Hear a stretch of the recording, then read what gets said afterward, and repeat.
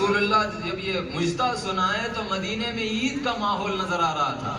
ചരിത്രകാരന്മാർ രേഖപ്പെടുത്തിയിട്ടുണ്ട്, ഏതൊരു ദിവസം റസൂലുള്ളാഹി സ്വല്ലല്ലാഹു അലൈഹി വസല്ലം ഈ ഹദീസ് പറഞ്ഞു, നിങ്ങൾ ആരെ സ്നേഹിച്ചോ അവരോടൊപ്പമായിരിക്കുമെന്ന് പറഞ്ഞ ആ പറഞ്ഞ ദിവസത്തിൽ മദീനയിൽ പെരുന്നാൾ പോലത്തെ സന്തോഷമായിരുന്നു സഹാബത്തിന് എന്ന്.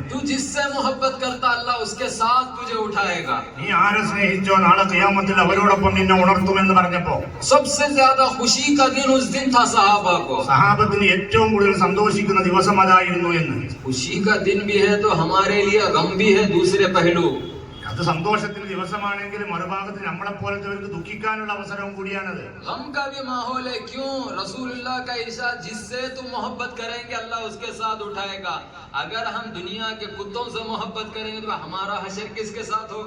സന്തോഷിക്കാനുള്ള വകുപ്പുണ്ടെങ്കിൽ നമ്മളെ പോലത്തെവർക്ക് ദുഃഖിക്കാനുള്ള വകുപ്പുണ്ട്. കാരണം ആരോട് സ്നേഹിച്ചോ അവരോടൊപ്പം ഉണർത്തുമെന്നാ പറഞ്ഞത്.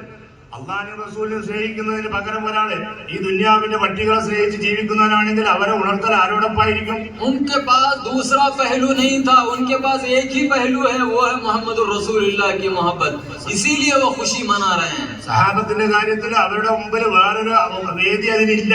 അവര് സ്നേഹിച്ചിരുന്നെങ്കിൽ റസൂലുള്ളാഹിനെ മാത്രമേ സ്നേഹിച്ചിരുന്നുള്ളൂ. അതുകൊണ്ട് അത് കേട്ടതോടുകൂടി അവർക്ക് സന്തോഷത്തിന് അറ്റമില്ലാതായി മാറി. ये कैफियत हमारी भी होनी चाहिए. ഇതേ അവസ്ഥ നമ്മളിൽ ഉണ്ടായിത്തീരണം. सबसे ज्यादा हमको हमारे शयूख से मोहब्बत होना. നമ്മുടെ മശായിഖന്മാരോട് നമുക്ക് ഏറ്റവും ശക്തമായ സ്നേഹം ഉണ്ടാകണം. हम अपनी ख्वाहिशात को इनके ऊपर गलबा होने नहीं देना.